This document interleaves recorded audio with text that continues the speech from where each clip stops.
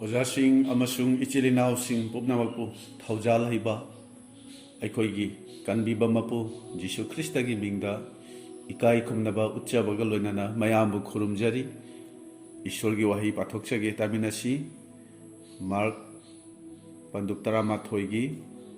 पद तरानिथोइदगिना तरामरी फावबसिदा मथंगी नुमित्ता मखोइना बेथानीदगी थोरकपदा इबुंगो चाक लामलम्मी अथापदा मना पुंबा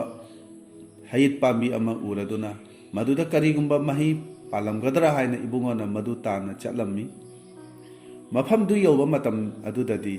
मना खक्ता नतना करीमता फंगलमदे मरमदी हयित पानबा मतम ओइरमदे मधुदा इबुंगोना हयित पांबीदुदा हायरम्मी मतम असिदगी हौना मतम पुमनमक्ता कना अमतना नंगोंदगी मही चादसनु इबुंगोगी सेबोकसिंगनसु मधु तारम्मी पाथोकचख्रबा इबुंगो महाकी असेंगबा वही असे अखोय मयामगी मथक्ता नहौनना बोर पिनबिबा वैसनु आमेन ngasi numit asida ayhagi sarmon asigi damakta thamjariba hiram adudi matam pumbada mahi panba pambigum oiribra प्रार्थना तौजगे नुंसी थौजाल हैरबा इपा Ibungo नाहकी थौजालदगी ngasi amuk nachana ibungo nahaki wahi haiduk chagadabase प्रभु नाहना पांगबियु तागदौबा खुदिंगमक्ता Ibungo नाहकी थवाय असेंगमना थबक तौबियु wahi amamamgi mathakta ibungo nahana sokpiyu aduga ahingba wahi ahingba salmo ibungo nahangna ohanbiyu haiduna प्रभु जीशु Christ की Ming सोंदुना निजरी बनी आमेन सारमोन असिगी मरुओइबा हिरमदा चंगजिगैदा अहानबदा वहौदो ओइना पांडमगी मतांगदा खरदंग हाइदोकचगे Bible न ताकपी मदुदी जीशु से चामदा चामा मिओइबसु ओय अदुगा ईश्वरसु ओय ईश्वर खुरुमबा मफमदा महांगना चंगदुना सर्गलेबा की वा पाउ संदोकपदा कनागुंबा मी अमदा सेंगदबा थवाय अमा लेरमलबदी मागी वा पाउदु ताबदा याबना वाजे खांगबा ngamde अदुना मितिन मनुंग अदुदा शैतानना मतमदु यौद्रिङैदा अखोइबु वहननबा करिगी लाइबनो हाइना हाइबसे हे यावी मसी अखोना बाइबल दा उइ खंदुना यंगबियु ngasisu अखोइगी इरक्ता सिरगा कनाना कदायदा चलिबा करम्बा पुंसी कदायदा हिंगदिबा करी तौरिबा कनाना उरुरगे पुमनमक मफम असिदनी सिरदी लोरे असुमना हाइबा मी मयाम अमा लैरिबनी वायनबा अमा लैरि हाइबसे शैतानना सेंगना खंगी अदुबु मसीबु थाजदबा मसीबु खंगदबा मी मयाम अमासु लैरिबनी अदुना मपानदगी यंगबदा जीसु से मी ओइना उरबसु मागी मनुंग थंगबा अदुदी ईश्वरनी हाइबसे शैतानना सेंगना खंगी अदुना मखोइना जीसुदा हे ईश्वरगी मचानुपा नजरत की जीसु मतमदु यौद्रिङैदा अखोइबु मांगहनबा लाक्लिब्रा हाइना लुक पंदुक मरी की कुंथ्रा मरी द शैतान हाइखिबनी मसे खन उबो फंगी बाइबल द उरी मदुदी मी सिंगना जीशुबु खुरमबदा महांगना यादब तौदे अदुबु सर्गदूत नत्रगा ईश्वरगी मनाय अमदा खुरम लुरबदी महाना यानिंगदबा फोंदोकनी नत्रगा मनिंग हंदोखिनी नत्रगा अइबु खुरमगनु अइसु नंगुमबनी हाइना हाइरकनी जीशुदी 100% ईश्वर ओइबगी मरमना महांगनादी मांगोंदा खुरमबसे यादब तौदे अदुगा अमुक महाक मीनी हाइबगी प्रमाणदी महाक लांबा फावी तुमनिंगबा फावी चोकथबा अवाबा फावी सेबोकसिंगना महाकना अमुक हन्ना लाकपगी मतांगदा हंगबदा मदु अइना हाइबा ngamde इपाना खंगियाना हाइखिबने महाक मियोइबगी फिबमदा लाकलंबनी अदुना महाक 100% चामदा चामा ईश्वरनी सउदबा ईश्वरगी मूर्तिनी हाइना बाइबलना हाइरी अइबु उरबा मी अदुना ईश्वरबु उरबने हाइना जीसुना अखोई जोहान पंदुक मरीगी जोहान पंदुक तरा मरीगी मापन हाइबसे अखोइना बाइबल असिदा उबा फंगबनी अदुना अइना हाइजनिंगबदी बाइबल असे सिंबल ना पांडमना पिक थल्ली हाइबसे नोंगमा जीसुना चागलाम लबदा हाइट पांबी अमगी मनाकता लागी अदुबु महांगना पांबी अदुगी मनाकता लाकलबा मतम अदुददी मना खक नतना महीदि अमत पालमदे हाइना बाइबल ना हाइरी अदुबु पांबी अदुगी mahai panbagi season natte haina su Bible asina hairi aikoina khangi hai pambi khuding maki makoina mahai panbagi matam amamam lei haiba se aikoina sengna khangi jisuna yengliba pambi ado mahai panbagi matam natte haina su hairi adubu jisuna kanana su nangondagi matam asidagi hauna matam pumnamakta mahai chada sanu haina sirap tawkhibani masida aikoina hangba yaba wahangdi u pambi aduda mahai panbagi matamsu nattabaduda karigino pambi aduda jisuna kangsinba oyu haina sirap mahana sirap tawbase karigino masi ekoi thanthani ngaini masidagi ekoi na khangba yabadi Bible apumbase symbol na pandam na pik thali haibasini masigi pandam sigi matang da khara panba yabadi Egypt leibak sina khanghali basi karino maduna takpadi Egypt leibak ase taibang panbagi pandam ni ningthau pharo di shaitan bu khanghali madudi ishorgi macha singbu matam pumbada magi minai oihanna ba hotna base masi shaitan gi pandam ni madumak pharo na su tau base khona Bible da uba phangi Israel bu Egypt gi puthoratuna lamjau lamhang da lamjing duna Canaan yauna ba makhogi mamang da chatki balachin ado thawai aseng bagi khudam ni yaw natraga yaw macha hairaga di Jisu gi khudam ni hamai hairaga di punchi mahing akoi miyo bagi punchi mahing asini Jisu na kari hai Pharisi singi hamai do cheksillu haina mathi tara taruki tara mathoi da haibani maramdi Pharisi gi punchi di corruption amadi afaba sajaba manungdadi amna sengdaba adugu mana pik thanba punchi ni makhoi gi punchi marel adugi matau tamganu haina Jisuna magi sapok sing da haibani aduna upami di kari gi khudamno masina khanghali basi karino aikhoni yengsi Jisuna mathigi manga taru taret phawba sandok laga pandu taret ki loram daida mana kari hai nakhoina upambi amabu magi mahaidagi khangani mathi taret ki tratrukta masigi wafamji haidringegi mamangda Jisuna haibase mi ayambana aigi mingda lakani makhoina wa takthokani makhoising adudagi cheksillo aina haibani hariba sasinaba tausinaba lana tambiba mayamdo khangge haina hairagadi makhoigi mahaidagi khangani makhoigi mahaiado yengo aina haibani makhoi adu upamida pandam tawibani mahai adudi makhoigi lamchat makhoigi mawong matau aduni makhoi wahiga thabak makhoigi chinga khudka chanabra akoina khangi makhoigi wahidadi phajaba ishorgi Jisugi mingje pallaga makhoina phaja wahi mayam ama ngangbani adubu makhoigi thabak ado yengu makhoigi mahai ado yengu aina Jisuna khoida takpi bani maramasina akoina khangba yabase upambi ase miyoi bagi khudamni pambi da pandam tawre haraga Jisuna mi gi matang de he khaibase akoina uba phangi Bible asida pambi gi matang si yamna pandawi Maihoronda hingnabagi upambi amasung afafata khangnaba upambi gi matangda uba phangi Jonasu upambi amagi makhada pothaba se ui Nathaniel su upambi amagi makhada phamlambani Sakaya su upambi amagi mathakta kakhattuda Jisubu yenglami phongdokpi badasu chahi chupa tha khudingi uhai makhal tarani thoi panba hingbagi upambi gi matangda panbaje akoina ui nongma Jisuna mi tangba mi ama phanbiraga mangonda hangi hojik nangna kari ubage maduda nupaduna aina mi singbu ui adubu aina makhoibu upambi gumna koi chatpa ui mathi nipangi kunmarida mahangna upambi gumna uri bado upambi natte madu mi singi maramdi magi mittu sengna udribani ngashigi hiramasiga mari lainana Bible dagi pathokpada ikoina ubasi Jisuna lamlabada hait pambi amagi manakta lakpada pambi aduda mahi palamde maramdi matamadu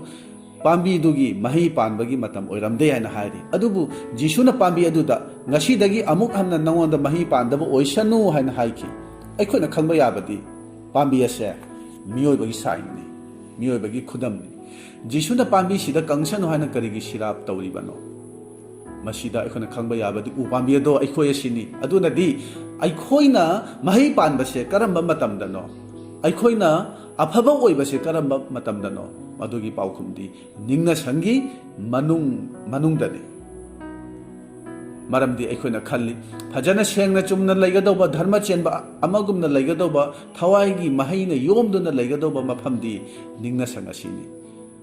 mafam asidadi sengdaba kari amada tauba yade haina khangi maramdi mafam asida mi khudingmangna aigi mong mataw ado aigi lamchat ado ukhiba yabani aigi mieng nayeng aigi wangang sangang do mina loina khangkhiba ya mingcha thiba yabani haina khangi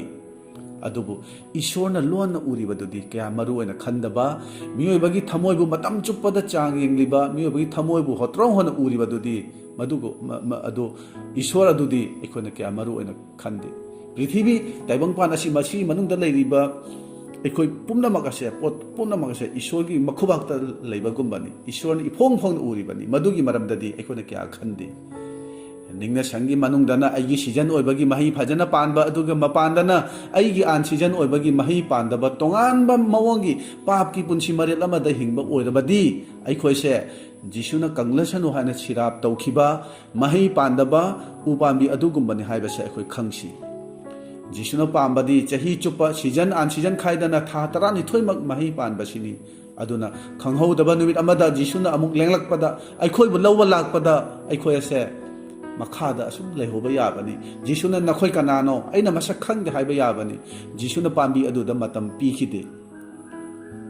pambi adugi manakta mahi adu chagene lakba matamda mahi adu hek phangdaba aduda kangsan hana sirap tawkhibani akang ba pambi di kari tawnagani madudi mai thadokpa natana kari tawnagani haibadi noroki mai duda chaktuna leiba tabani aikhoi wakhal tawsi aingondagi mina uriba aingondagi mina chariba mahi ase karino akhabara asinbara athumbara natraga ayakpara bible na hairi ainu hunkhidaba adu aina khawi mathi kun mangai kun tarukta jisuna hait pambi du da kangsanu hai khibagi maramdi aikhoi season khakta da mahi panba haibadi ningna sangda amasum thajaba mayam ama punba matam adu khakta da dharma chenba thawai gi mi saduna leibase jisuna pamde an season da su tha tarani thoimak mahi phajana panbasini magi apambadi mahi haibasi karino madudi mahi panba hain haragadi jisu krista gi mawongda mahangmak mananaba hingba magi khongthangda chatpasini madudi galatia mangagi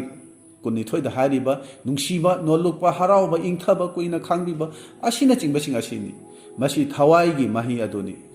masi di hakchangi mahi natte hakchangi di akhoina khangi kalakpa napal nungsiba leitaba haiba indaba asina chingba mayam ama haiba yaba akhona bible sida uba phangbani aduna bible na miyoibagi matang da haiba mafam da upami gi matang da chu hek hek panba se yawi aduna mahi haiba se jisu gi punsi marel asini masida ngasi numit asida aina hajaning badi ningna sangda aina tawriba chatliba mong aduda aigi yumda kairoi lekai da chatlibra imung manungda tawribra aigi thabak tawphamda thajadaba maruk mapang singi mafamda ahangna tawribra singlupki mayam ama punba matam adudadi thajaba isilina mayam punbagi matam adudadi kayamuk yamna noluki haibabu aigi ithakta atopa amana cha phongphong saba cha ado haijillaba su karimata hairaroi adubu yumda natraga bazarda hotelda adum haina tawragadi nahak ingthana tuminna leiribra masina takpadi aikhoise season khakta da mahi panba upambini aduga aikhoise matam pumbada mahi panba pambi ama oribra haibase masi ngasi numida sida aina mayamda aina hangjaningbani natraga season khakta da mahi palaga an season da di mahi pandaba mana phawa pandaba jisuna inakta lake haina phawa khandaba naken thagum oribra masi aikhoi khanthaminasi aduna aina ngasi numida sida aina hajaningbadi aikhoina matam pumbada mahi panba thawai gi mahina thanna yomsinduna panba mi amamam oiduna jisugi punsi marel aduda hingbase aikhoidagi prabhuna pambani ningna sangda amadi singlup tinaba khakta da nungsiba nolukpa haiba inba natana singlup ki mapandasu adugumna oibase aikhoidagi prabhuna pambani masini all season tha tarani thoi chupa mahi panba haina haibase aduna karigumba ईश्वर की थवाई ना आईगी नुंगदा लई हाइबसे थाजद्रबा आईगी थमोइबु ईश्वरना मतम पुंबदा चांग येंगी हाइबसे थाजद्रबा आईगी पाप की दमक जेसुना सिबिबनी आईबु आईगी कनबिबा मपुनी हाइबसे सेंगना खंगद्रबा ꯑꯩꯕꯨ ꯋꯥꯌꯦꯟꯒꯗꯕ ꯑꯃ ꯂꯩ ꯃꯗꯨ ꯖꯤꯁꯨ ꯈ꯭ꯔꯤꯁꯇꯅꯤ ꯍꯥꯏꯕꯁꯦ ꯈꯪꯗ꯭ꯔꯕ ꯑꯗꯨꯒꯨꯝꯕ ꯃꯤ ꯑꯣꯏꯔꯕꯗꯤ ꯃꯍꯩ ꯄꯥꯟꯕꯗ ꯁꯤꯖꯟ ꯑꯥꯟ ꯁꯤꯖꯟ ꯅꯥꯏꯒꯅꯤ ꯃꯁꯤꯅꯤ ꯑꯩꯈꯣꯏꯅ ꯃꯍꯩ ꯄꯥꯟꯕꯗ ꯁꯤꯖꯟ ꯑꯥꯟ ꯁꯤꯖꯟ ꯅꯥꯏꯕꯒꯤ ꯃꯔꯝ ꯑꯗꯨꯗꯤ ꯃꯁꯤꯗ ꯍꯥꯏꯔꯤꯕ ꯃꯇꯝ ꯄꯨꯝꯕꯗ ꯃꯍꯩ ꯄꯥꯟꯕꯁꯤ ꯌꯥꯅꯅꯕ ꯖꯤꯁꯨꯒꯤ ꯄꯨꯟꯁꯤ ꯃꯔꯦꯜꯗ ꯖꯤꯁꯨꯒꯤ ꯄꯨꯟꯁꯤ ꯃꯍꯤꯡ ꯑꯁꯤꯗ ꯍꯤꯡꯅꯕꯒꯤ ꯃꯁꯤꯗ ꯑꯩꯈꯣꯏꯅ ꯍꯤꯡꯕ ꯉꯝꯅꯕꯒꯤ ꯂꯝꯕꯤ ꯑꯃꯈꯛ ꯑꯩꯅ ꯕꯥꯏꯕꯜꯗꯒꯤ ꯄꯟꯖꯅꯤꯡꯕ ꯂꯩ ꯃꯗꯨꯗꯤ ꯃꯃꯥꯡꯒꯤ ꯁꯥꯟꯃꯣꯟꯗꯁꯨ ꯑꯩꯅ ꯍꯥꯏꯈ꯭ꯔꯕꯒꯨꯝꯅ ꯑꯩꯈꯣꯏ ꯁꯤꯕ ꯇꯝꯁꯤ ꯍꯥꯏꯕꯁꯤꯅꯤ बाइबल असिदा नोंमा ग्रीक सिग्ना फिलिपता लाक्तोना हाय अखोई जिसुगा उनजनिंगी मदुदा फिलिपना जिसुदा लाक्तोना तमी जिसुना मदु तारगा गेहू मरु अमना लाइपाक्ता तादुदा सिद्रगदी मदु मथंता अदुम मरै अदुबु मदु सिरगदी मही यामना पाली जोहान 12 की कुनमरीदा मसिदा जिसुना महांगना क्रॉसदा सिबगी मतांग अदो मांगजौना महांगना मसिदा फोंदोकसे अखोइना उबा फंगबनी इनडाइरेक्टली ओइना मसिदा जिसुना हाइबसे अइबु फंगबा याबा लंबीदी क्रॉस की लंबी असिनी अइना सरगदा चखरबा मतुंगदा नखोइना अइबु फंगे अइबु उगे हाना खल्लगदी क्रॉस की लंबी असिदा नखोइ लाउ अदु अइगा उनगनी हाना हाइबनी मसिदा जिसुना सिबा हाइबसिदी अखोई नुंगदा लैरिबा नापल चावथोकबा ओइजबा थिबा मिचंग नाइबा नुंगसिबा लैतबा अइगी ओइबा पुंसी महिंगदा हिंगलिबदो मदु हातोक्सि हाइबनी हक्चांगबो हातोकपगी वाफमदि नत्ते अदुना अखोई इसागी ओइबा पुंसी मरेलदा लैरिबा जिसुना पामदबा मयामसे सिहंद्रि फावबदी अखोई पुंसीदा थवाईगी मही पानबा पुंसी ओइदुना जिसुगी पुंसी मरेलदा हिंगबसे ओइथोक्तबनी मसी ओइथोकनबगी दमक थवाई असेंबगी पांगलसे दरकार ओय थवाई असेंबगी पांगल फंगनबगी दमक सेबोकसिंगना पेंटिकोस की निमित फावबा हाइजदुना लैबगुमना अखोइसु हाइजबा ताइ मदुदा पीटरना थवाई असेंबगी पांगलदु फंगबगी मरमना महांगना पाखोन चटपसिंगी थबक असिदा अंगकपा थबक मयाम अमा तौबसे अखोइन उबनी मदुगी मरमना महाबको फादुना कैसुम संगदा थंबा मतम अदुदसु करीमता मागी थवाईदा चिंगनबा अवाबा यावदना जिसुना नोंगलै नुंसित मरक्ता हिदा तुम्बगुमना पीटरसु कैसुम संगमनु अदुदा तुम्लंबनी पीटर दु इचम चमना वाबगी मरमना वादुना माक तुम्बदी नत्ते अदुबु जिसुगी थौगलदा जिसुगी पुंसी मरेल अदुदा पीटरना ममित मंगना उखिबदो हौजि थवाई असेंबगी मपाना पीटरना अमुक जिसुगी पुंसी मरेल अदुदा हिंगबा नमजरिबनी महांगना जिसुगी मतवदो तमजरिबनी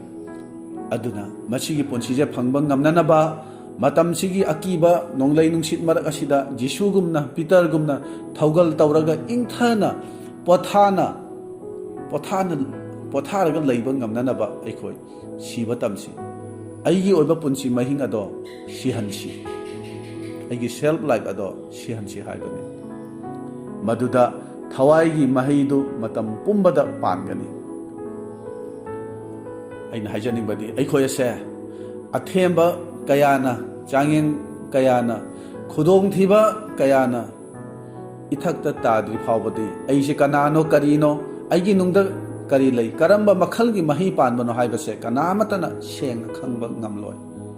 नुंगाइरिंगै मतमदा नंग अइगी ओरिबा फिबम अदो नंग अइगी ओरिबा सक्तम अदो मदु असेंगबा नत्ते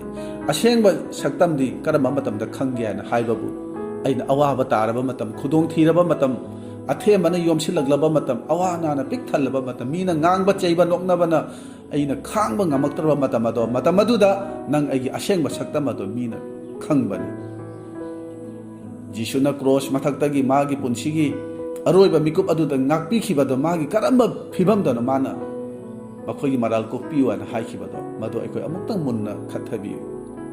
aduna jisuna hairi nahangna matam pumba mahi panba christian punsi ama oininglabadi drakhamari ado aini masadi nakhoini aingonda itat tatana layu aduga aina nakhoida itat tatana laigani aduga nakhoina mahi yamna pangani haibani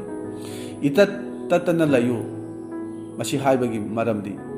मतम चुपदा अइगा समनरगा लयु हाना हाइबनी द्रखामरी अदुगी मनुंगदा मयाइदा चेलिबा इसिंगी इचेल पांबीदुगी मराना पृथ्वीदगी चिंखत लगलिबा पांबीगी दरकार ताबा कानबा मचाकसिंग अदो मऊ अदुना मसासिंगदा खाइबिदुना महै पाननबनी असुमाइना अखोइदा जिसुदा इतत ततना लैरबदी ईश्वरदा लैरिबा थवाई असेंबदो जिसुना अखोइदा पिबिगनी अदुगा मतम पुंबदा थवाईगी महै पानगनी अदुगा महै अदुना मी कया कयागी अवाटपदसु मपुंग फादबदसु मपुंग फान बिननबा अखोइना मतेंग ओइदनबदी अखोइना मीसिंग अदुदा मतेंग पांगननबदी अदुना अइना कन्ना हाइजानिंगबदी ईश्वरगी दमकता मतम काइथोकपियु ताइबंग पानबगी थबक पुमनमक लोयरगा लेमहौबा मतम खरदो ईश्वरदा नंगना पिरिब्रा नत्रगना ngasiदी वारे मतम लेतरे हाइदोना जिसुबु थवोइद्रब्रा आदामदा अहादो ओइना ईश्वरना हाइखिबदो चलो बही यानजरो अदुगा मपान नाइदना हेंगतचरो असुमाइना जिसुना हौजिकी मतम असिदा थवाईगी मही यालो हाइना अखोइदा ताकपिरिबनी अरोइबा ओइना अइना हाइजानिंगबदी ईश्वरगी थौजालदगी नाहक मतम पुमनमक्ता थवाईगी मही पालिब्रा अदुमा पांबी अमा नाहकना ओइरिब्रा ईश्वरना अमुक हन्ना लाक्पा मतमदा नाहकसे मतम पुंबदा थवाईगी मही पानबा मी अमानि हाइना थागतपा फोंदोकपिगदरा नत्रगना नाहकती सीजन खक्तदा हाइबदी सिंगलुप मयाम पुनबा अमसुंग निंगना संग खक्तदा एक्टिंग तौरिबा मी अमानि नाहकती अफावबा एक्टर अमानि हाइना ईश्वरना नंगोंदा अखोइदा हाइगदौरिब्रा नत्रगना नंगदी सिंगलुपतगी लापना लेबदा तौनिंगबा तौबा चटनिंगबा मफमदा नंगना चटपा नंगी अपांबा पुंसिदुदा पंगिहिंगबा मीनी हाइना हाइगदरा अखोइ जिसुगा उननबा थौरांग तौरिबा मिसक अमा अखोइ ओरिब्रा हाइबसे अखोइ इसा इसाना वाखल तौसी हौजिकी यामना लुरबा ताइबंपानसिगी ओरकलिबा फिबम असिदा अखोइ इसाना इसाबु मयक सेंगना खंदोकदबा अदुगुमा मतमनि अफा साजबगी हिपोक्रेसीगी मतम नत्रे जिसुना मही पांदबा पांबी अदुबु कंसिल हनखिबगुमना महांगना अमुक खंगहौदना लेंगलकपा मतमदा अखोइदा मही अदो उद्रगदी अखोइ अकंबा पांबीगुमना असुम लेहौबा याबनी जिसुना नखोइबा अइना मसक खंगदे हाइना हाइरकपा याबनी अखोइना निंगसिंगबा याबदी जिसुना सेबोकसिंगदा महांगना अमुक हन्ना लाकलमदागी खुदम ओइना हाइरमबसिंगदो पुमनमक थुंखरे सीमदी वाली मसीदे अखोइना उद्रि हाइना हाइबा याबा थौदोक अमता लेतरे वालिबा हाइबाबु जिसुना अमुक हन्ना लेंगलकपसिनी अदुना ngasiगी नुमित असिदा